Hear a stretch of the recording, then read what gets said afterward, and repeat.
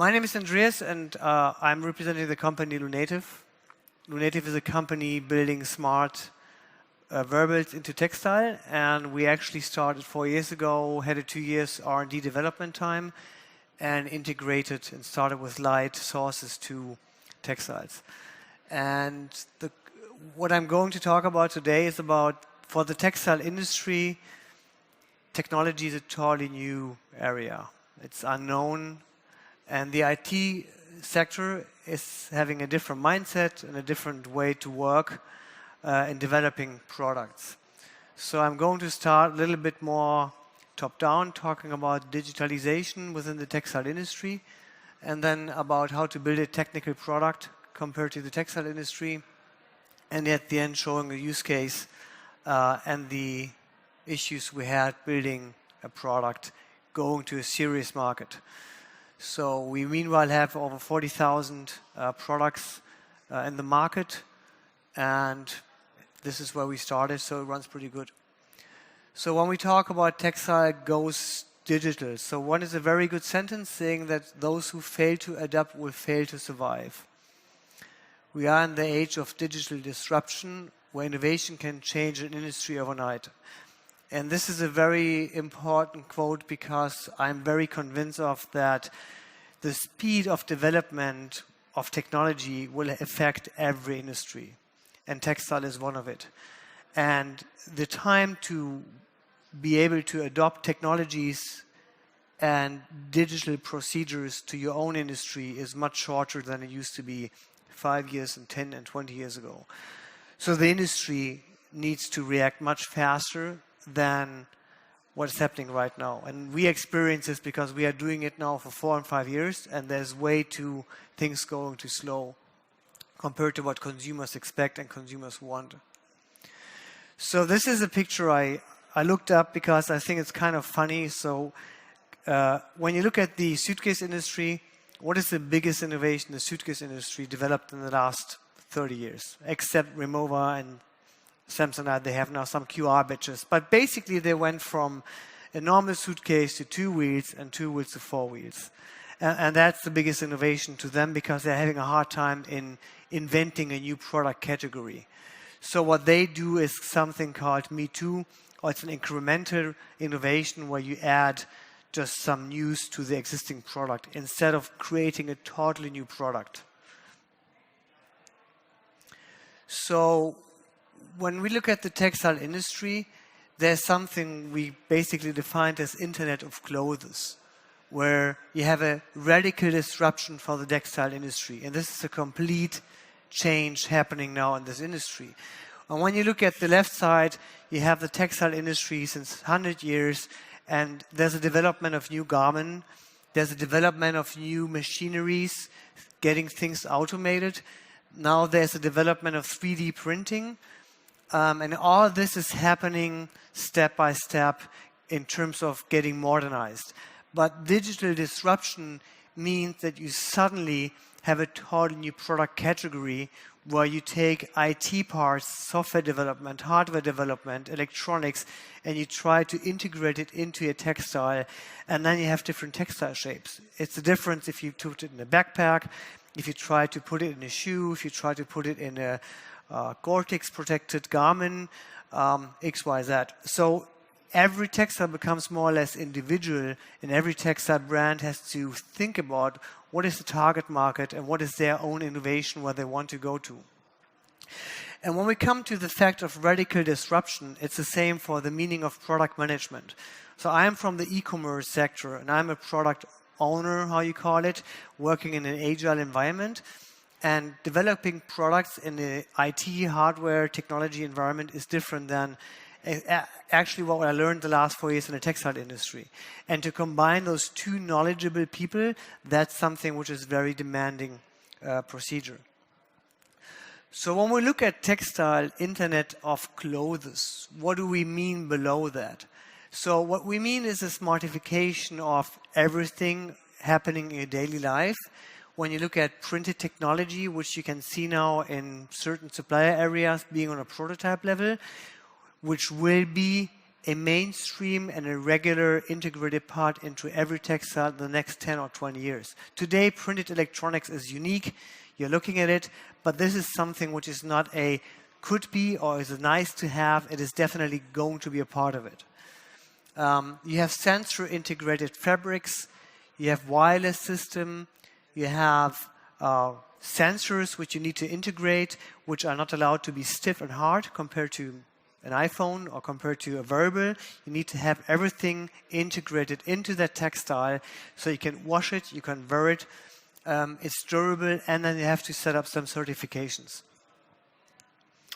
So when we look at the market, and this is actually a study developed by and announced by Google, that it's an exploding market. And it's interesting, as you can see, that the growth worldwide is going to be 40 billion in 2030, and it's by 2025 expected that 10% of the population people are going to have wearable technologies on the body within their textile. So this means the smartphone growth and wearable growth are going to decrease, and then all you know today, which you have external devices, will more and more be implemented in your textile.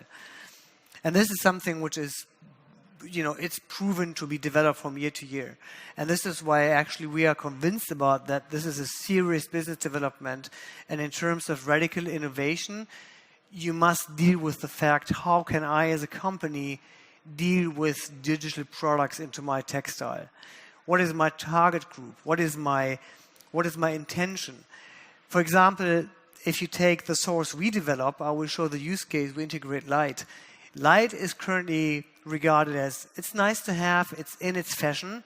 We see it more as a component which will replace completely reflector technologies.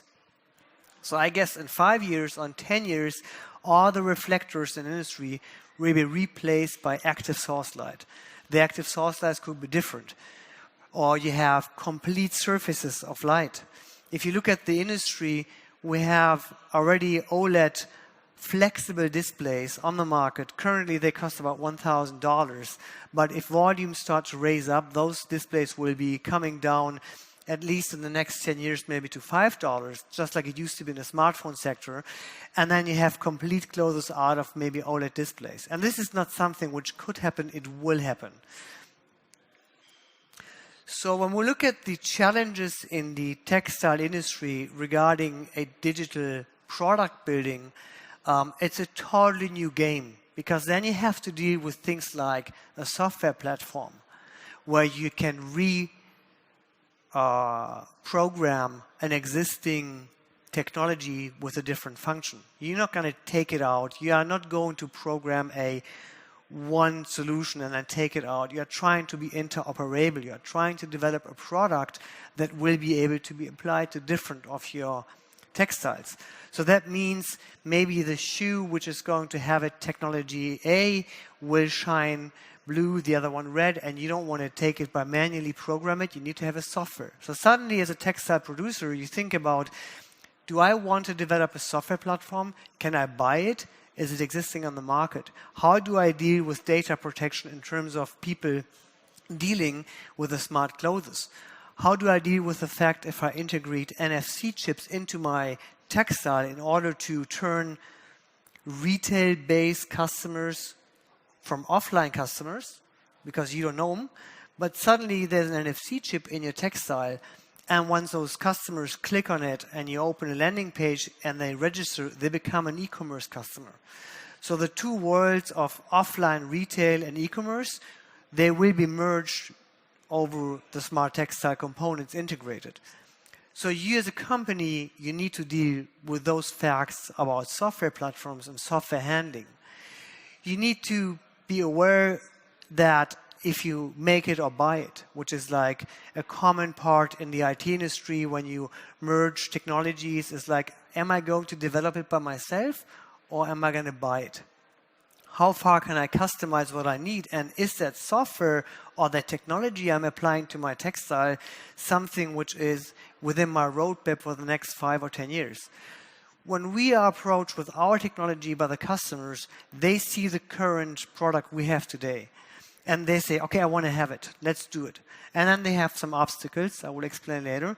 But I'm asking them, do you have a marketing or do you have a product strategy besides of being now very focused and amazed by that what we offer? What is what you want to do the next 5 or 10 years?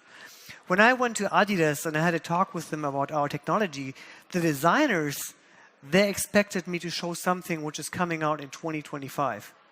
And I said, I can show you future technology, but it will cost you $2,000. Let's talk about today. So marketing wants to have something which is available next year. And how do you combine the expectations of a brand such as Adidas, where you have designers, where you have future innovation development people, and product management and designers on the current textile range? And this is something customers don't really think through, because there's they don't have a department which they call digital department. It's just something happening. People go over exhibitions, they see some technology, and they start thinking, what can I do? So maybe like 3 things I pointed out in terms of digitalization. One is procurement. So the industry is used to go over the procurement department and send a request to component or to suppliers and components, such as buttons or zippers or whatever is needed in the garment industry. This doesn't work with the technology, because you can call somebody and say, hey, give me a quote for 10,000 batteries, or give me a quote for 10,000 or 5,000 light pipes or heat sensors or an NFC chip. And you will find suppliers who will give you that quote.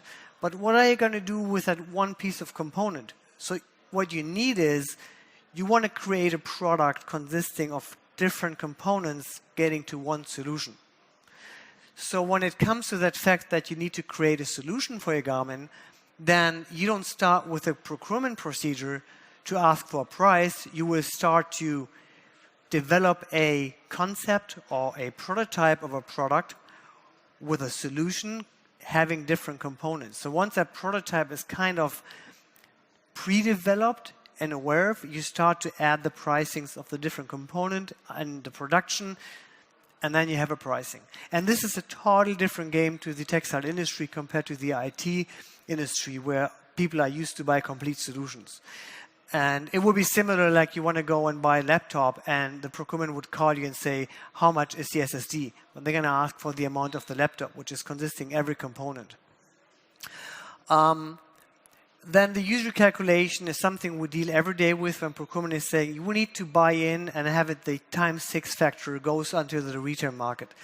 It's not going to work, because currently developing a prototype, bring it to the market, will have a marketing innovation budget in terms of R&D, and you cannot calculate it the same way you do with the current garment. So first of all, you're not going to make money on it. You have a low margin, and once you scale it up, then where the factor comes back in it. Procedures, agility versus waterfall management. Who knows the wording agility or what's behind it in developing products? Anybody? Agility, waterfall? Okay, just to explain it. So agility versus waterfall means if you develop a product within the software IT environment, in the last 30 years, people used to use waterfall. This means you're planning milestone-based product. So you're sitting down and you're pre-thinking, what is my product supposed to be like? You write it down on 50 pages, you give it to the product management, and then you're planning milestone by milestone by milestone to release a product. This has been totally changed, because from the start of thinking about the product to bring it to the market, you had a time frame of a year. Currently, due to the fact that the digitalization is bringing so much speed in consumer expectation, you don't have the time to start on developing or creating a product and creating it and creating it and creating it, and then it might be too late to adjust things because the market has changed. So agility or agile development means that you're working in a very, very, very short cycles. So you develop a product within 2 weeks, they call it sprints. So you sit down with your product designer, a product management, your designer, somebody from production, and then you start creating that product with the highest value. And then maybe after 2 weeks or 4 weeks, you're identifying, oh, the former idea we had, it's not going to work because we identified XYZ problem while you're developing it. So you become agile in adjusting your former product into a different product or adjust the product. And this is only working if you are doing very small steps in developing pieces of that product, being able to readjust, instead of planning it completely through. That's state-of-the-art developing products in a technology. It's not state-of-the-art developing it in the textile industry. So when we have a customer saying, I want to bring out a product in 2 years, I'm saying, that might be too late. Maybe we have different technology. Maybe I have a smaller battery, maybe X, Y, that. We need to plan it, produce it right now, bring it to the market in 6 or 8 months, and then see what's coming after. Sustainability is something I'm just going to mention. I'm always asked, how sustainable is developing a wearable technology into the textile? And the answer is, if I'm honest, it's not sustainable. If you put electronics into a textile, it's not going to be sustainable. That's the pure truth. What we can do is we can try to decrease the amount of components not to waste. At the beginning, we had our own battery pack. So now we are telling the customers, sell it on the retail market, don't offer and don't sell batteries. Everybody has a power bank, they can reuse it. Power bank for cell phones, power bank for headsets. So that's something we are trying to add on. And the other thing is to be reusable components. So for example, our light source or heating source, after 2 years, the consumers can give it back, and we take out the light source and we can reuse it. Is it sustainable? I don't think so. But you have to be aware of the fact that this is something where you need to find a trade-off until even the technology becomes more sustainable. So what I'm saying here is, if you are crazy about being digital and developing new wearable technologies in your textile, you have to keep in mind that this might target your existing sustainable marketing concept or your strategy. So you need to find a trade-off. So coming to step number 2, this was more like a top-down approach in digitalization and the problems and the potentials. How do you get from the pure idea of a scalable smart product?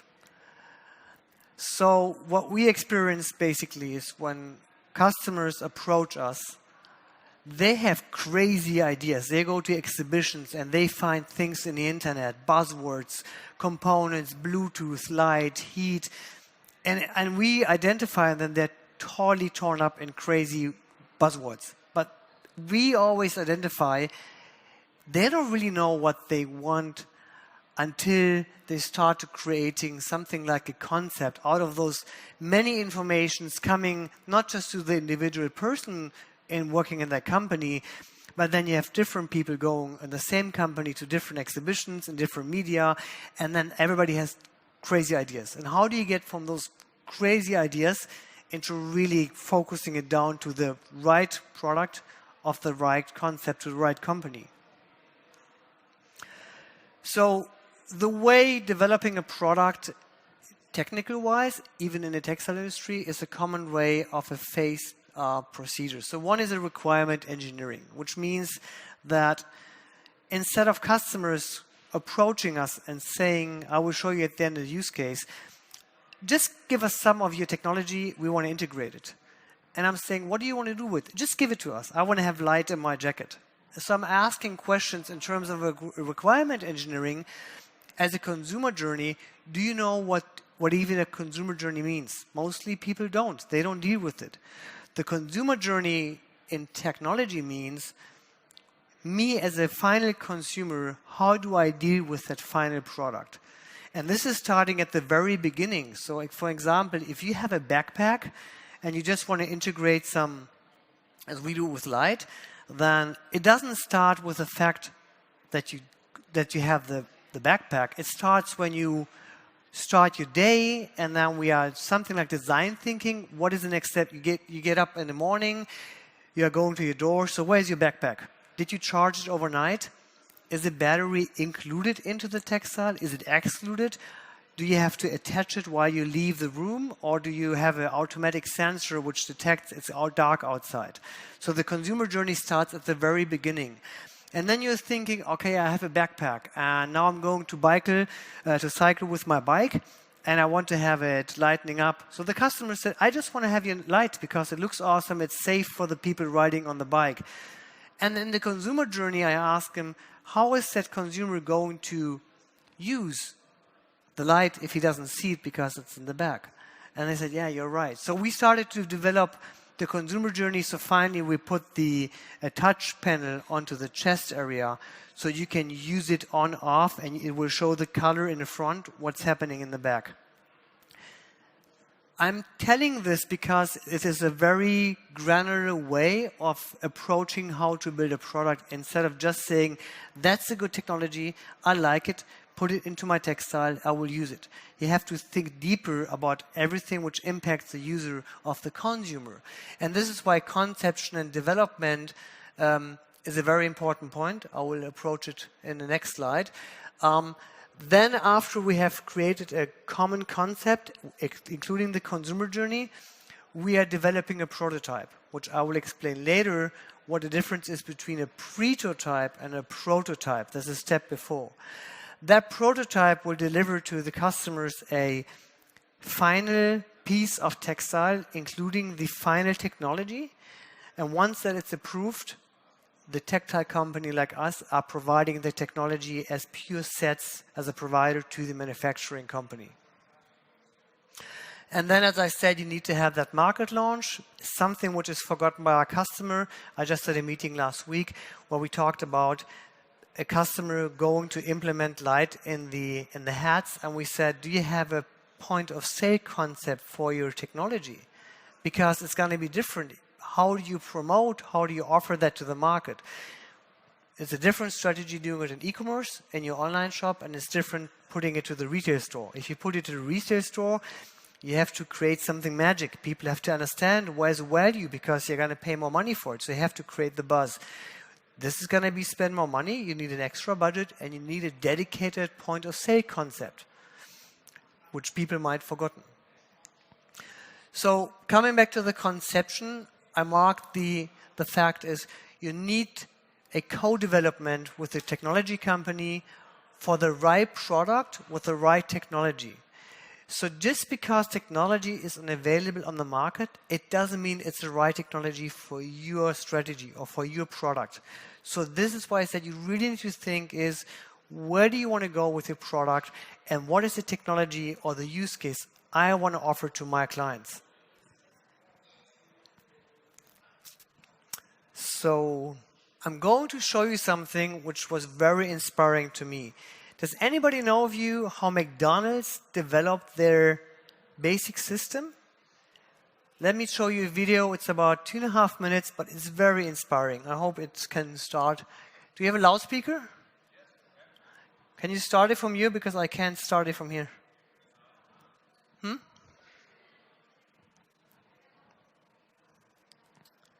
Can you start the movie? What? Yeah?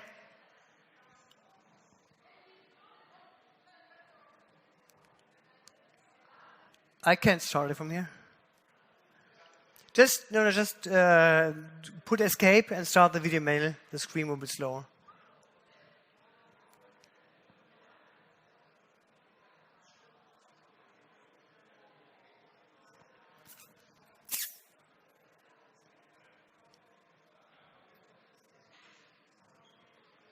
If it's not going to work, I explain it. What's that? Yeah, we can delete it then. So basically what I'm going to show here is that, and this is so inspiring, and I will give you the name of it. You can Google it up by YouTube. It's the McDonald's guys in the 60s, 70s, they did something we call a prototype. And the prototype is something where before you spend a huge amount of money in doing a development of real hardware development and going to an engineering company, you can do this something like a virtual base. So what McDonald's did is they went to a tennis court And they started to draw with chalk on the floor how the kitchen is supposed to be. And then they had some people just pretending to do the salad washing, the burger making, and how they are turning. So this was something we call a prototype even before a prototype to see, does it make sense what I want to do? Is this going to work on my space, what I want to do, the idea that I have? And if they find out it doesn't work, you don't need to invest the money to develop a prototype, because prototype will cost you money. It could be 5,000 euros, it could be 20,000 euros. But a prototype is something, a similar comparison is BlackBerry. BlackBerry used to be, before you built the smartphones, it was like something like a smart touch panel. And the guy who built that, he said, before I start to develop that product from the hardware and the software and all the components, he took a piece of wood and just cut it out in the same size, and he put it to his chest pocket just to see, for 2 weeks running around with it, is this something which is comfortable, having that kind of a tablet in my pocket, or is it not? And he was just going around and using it and writing it, and he wanted to see, is this something which works in my life? You could do the same when you talk about implementing a technology into your textile. Is a consumer comfortable in doing what you have in your mind, or is it something just you think it's good because the technology is good? So basically, if it's not going to work, you can look it up on YouTube, and it will very, very, very impressive how they did that. And this was in the 70s. And I'm always smiling that they saved so much money recreating the kitchen just by drawing it on the floor. So just to show you the use case approach, so finally what we did, and it's not about making commercial for us, but just as we started 4 years ago, and the most difficult things we had is to get, everybody thinks, yeah, it's just light, it lights up. But the most difficult thing was to get this into a mode where you can completely wash a textile and it's electricity which doesn't break. And that was very, very hard to achieve. We had about a 2-year development time in different coating scenarios, how to develop that one product, which seems to be very easy from the surface because it's just, call it stupid light. But once you are digging into it, this is what I meant with creating that prototype for the right customer with the right technology. Every customer is different. So we have to think about the textile pipe we're using here. We have 6, 7 different textile pipes with different shapes. Are they heat resistant? Is it security supposed to be? How is the color? How is the thickness? How can I integrate it? Because the approach always must be, and this is something we focus very much, there should be no need to buy new machineries. You should not be forced to buy a new production line. So the aim of what we did was, how can we use material to apply it in the existing manufacturing procedure without developing a new manufacturing procedure? What is with the user interface? I just mentioned it. Are people having it on-off in the power bank? Do you apply a separate touch panel on the arm? Is it then washable? Do you want to illuminate the logo? And all those questions have to be answered when you create that one single product. As I said, the power management is something which is a unique issue. We just are on the way for next year to have liquid batteries. So now the batteries on the market, you find the typical power banks are stiff and hard. But now, I don't know if you know, MacBooks, the current MacBook series, are used with liquid batteries. So they use the whole bottom of that product with liquid batteries, so you have more space and more energy. So this is something we're going to apply to the market by next year, and then you have complete flexible batteries with a very thin area. So all in all, the common message of the lecture is that be aware that digitalization has a big impact on the industry, and you cannot avoid it, and you have to dig into it, and you have to be very precise in developing that consumer journey and that concept for your product, and don't plan for the next 2 years a product. If you do a product, you have to be fast on it. And it's basically my last slide is saying innovation needs courage. There are going to be 2 parts of brands. One is going to be a me too. They wait. They're going to be follow others. Or you're going to be the brand which has the braveness and the courageousness to say, I go to the market. not with 500,000 pieces, but maybe with 5,000 pieces or 2,000 pieces, just to see how is the consumer expecting this. And we see it. There are many companies who have the courage and do that, and others are more like reacting to the market happening.